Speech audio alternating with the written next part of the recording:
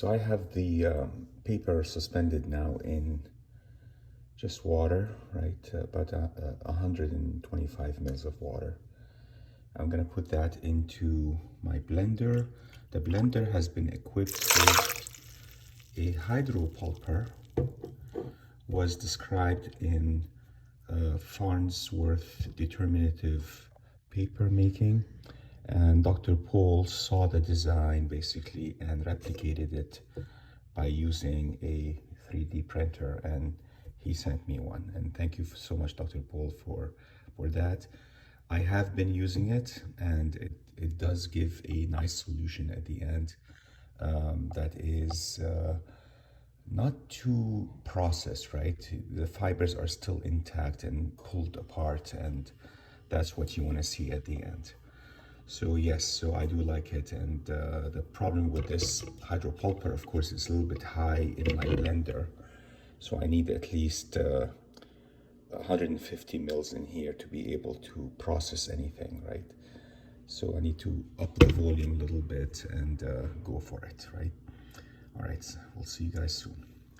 So those of you who are interested in this hydropulper, and if you have a 3D printer, you could actually make it. And just a matter of getting a blender that will fit the hydropulper. So what Dr. Paul did is he drilled a little hole through the hydropulper, and then if you can find a blender that has a nut that you could unscrew and then replace the blade with the hydropulper, you're in, right? So so we have all the amount here, 1.2 grams in here, alongside about 175 mils of water. And we're gonna process this so you can see that the volume here is enough to go slightly over the blade, and that's over the hydropulper, and that's what I want, right? So once I have this, I can go ahead and process. And so the blender I'm using is a Hamilton Beach blender that is an older one, right? Cookbook blender. Just one speed, first speed did a good job already, right? So you may not have to go to anything above the whip part, right? Mix might be too much, chop might be too much, grate might be too much, who knows, right? But I'm pretty sure you have fibers here that we need to push down with a spatula of some sort without adding any more water, right? Because this 175 mils eventually will be brought up to 200 mils at some point, right?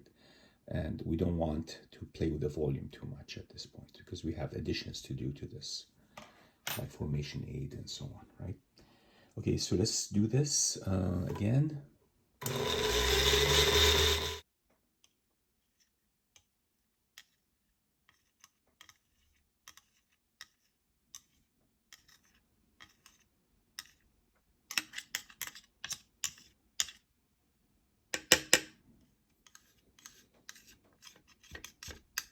And the 10% I added to the pulp will account for most of the stuff that will end up staying behind the blender.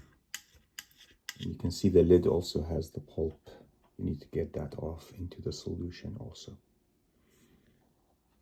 So if you manage to get a hydropulper lower in your mixer, then you might be able to get even less volume in here to process initially, right? And less pulp, less volume, and you could deal with like here I'm dealing with 4 times the amount of pulp I need, right? So the amount of liquid I added is 200 mil, 175 mils initially, but it'll be brought up to 200 mils ultimately, right? And of that, 50 mils of that will give me the amount I need to fill in the spine of the book, which is, I think, 0.28 is what we calculated here, right? 0.28 grams would be found in the 50 mils of the slurry, essentially, right? So when we're done with it, that's what we're gonna do. Right now it's lumpy still, but I think I'm done processing it, and what I'm gonna do is just transfer it over to a beaker and then add sizing to it. Sizing just like about 2/10 of a mil of the ketene dimer, which I use for sizing. right? And then we'll add the formation aid, and formation aid is will ensure that the fibers in the solution are slippery away from each other, and what you end up with is more of a smooth suspension that is easily pipettable and transferable and gives you more even sheets at the end. All right, so you need to get all this fiber off the hydropulper and the blade below it. So you're gonna have to undo the mechanism down here and get all the fibers into the beaker, and you get about 175 mils of solution. Then what we'll do, we'll do the sizing, add the formation aid, and then bring the volume all the way up to 200 mils, and that gives us what we need. All of this needs to be in a solution. This is my pulp, all the pulp, or most of it. Some pulp remains behind here in the blender attached to the inside, and then you can see some pulp remains here too. I got most of it out. pH is between 7 and 8. I think I might add a tiny little bit of calcium hydroxide to bring it slightly up, right? Like a couple of drops should do. I went ahead and made my formation aid. It's ready to go, and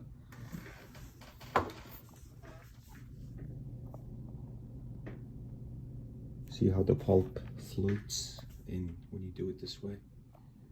That floating aspect, you see it more often with a blender equipped with a hydropulper. And you mix it.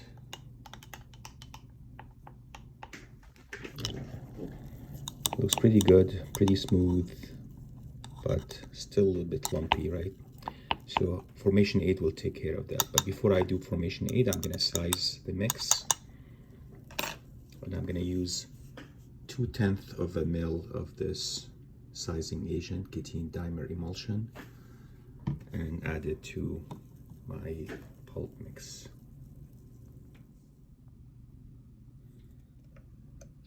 Very tiny amount, right?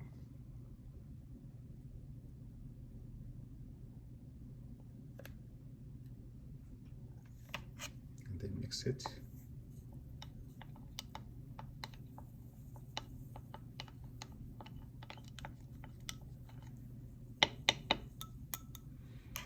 And now we're gonna add about 5 mils of formation aid, starting with 4 mils first, and see how that works. The nature of formation aid, which is polyethylene oxide, is to give you this mucilage. And the mucilage, the hydrophobicity of the mucilage ends up separating the fibers and enabling them not to cling to each other. You want them to be separated as best as you can, so the solution becomes nice and smooth, if you will, for pipetting and things like that. And then at the end, you get these nice smooth sheets with it, which is important for our work. So let's mix it and let it sit for a few minutes, and then assess it. If we need to add more formation aid, we'll add more formation aid. See you guys in a second. A few minutes later, you can see that the 4 mils of formation aid I added is plenty, more than enough, I would say. So 4 to 5 mils usually for this amount will do the trick of separating the fibers into their own, right? So it's pipettable, it's more homogeneous, more viscous, and you can use this within 8 hours, so you have time to use it. So what I'm going to do next is bring the volume up to 200 mils, and we'll go from there.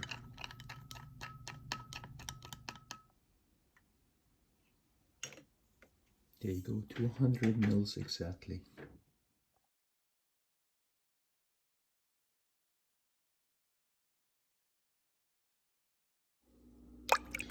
You can see after I rinsed everything, there are some pulp floaters lingering in the water here, right? So these are the leftovers, and they account for about 10% of the weight that we added to the pulp. pulp now is fine. It's just I'm gonna get rid of this stuff. I'm just showing you that there is some fibers that linger behind, which means you'd better err on the plus side. All right, I think I'm ready. I have my pulp mixture here, which I'm gonna keep on mixing as I pipette that. And then I have the 2 parts match. A little bit of a leak here with the blue that I just noticed, right? Which is really interesting. Like, what is it reacting to in the calcium hydroxide solution that it's oozing blue, right? So we are losing color here. And it is concerning, but so we have to work fast here on this, guys. All right, gotta realign these again because I moved it slightly. Here we go.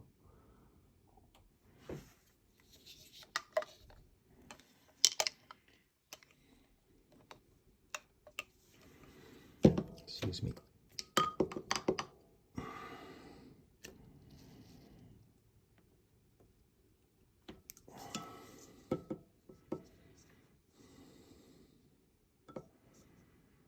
So I have 40 mils here right now to start with. I'm just going to go straight fashion down the spine like this as I squeeze the pulp out.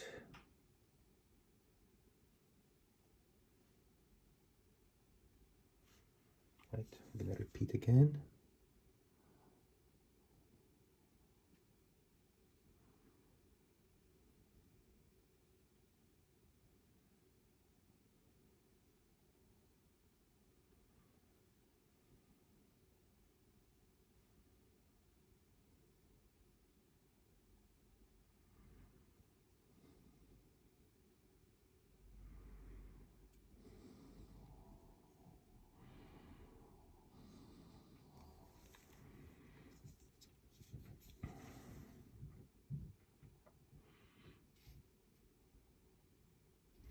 We'll work on distributing the fibers better, right?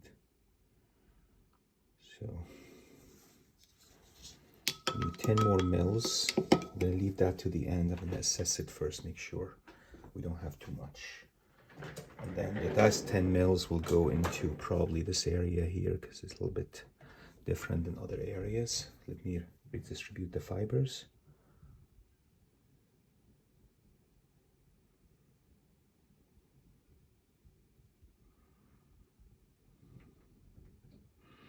So I keep things wet and visually work on getting the fibers distributed. Some areas are more than 1 centimeters, right? But that's all right.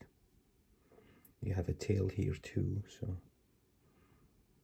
we still have 10 more mils to add around here, I would say.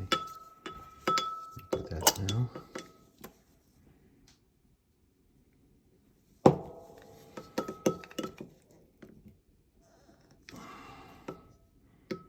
It's 10 mils right there. It's gonna go right there.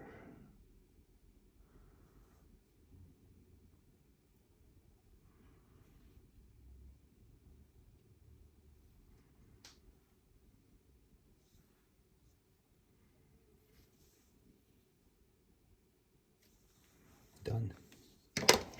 All right, so we're gonna go ahead and get the pulp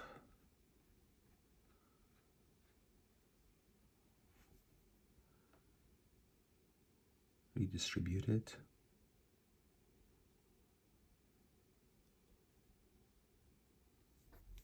Making sure that it's as even as possible.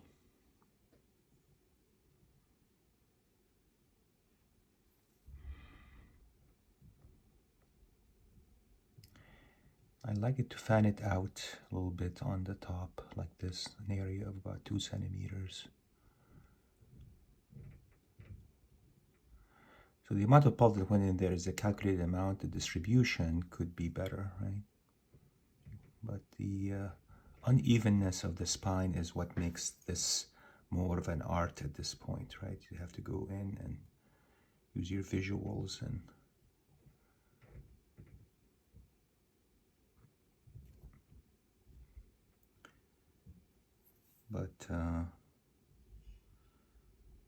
will this hold? We'll see.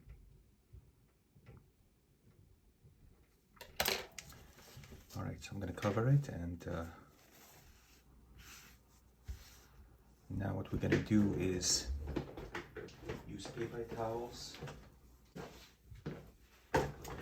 and we're not going to be pressing hard. We're just going to put them on top, let the capillary action absorb as much water as possible, right? Just very gentle way of removing the water without rolling, without pressing hard.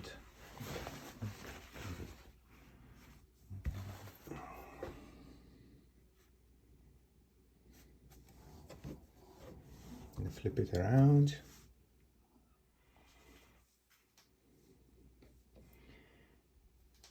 Just watching the blue here, if it is running, and it isn't, which is lucky, because the other side it did run, and my feeling is that maybe we lost some sizing there, so we might need to use gelatin to size the interior and the exterior as well. If you do one side, you might as well do both sides, get it over with. And it looks like the color match is gonna work out well. And so it looks good. All I'm gonna do now is cover it with paper towels, right? Put this back on top and put it in the press. All right.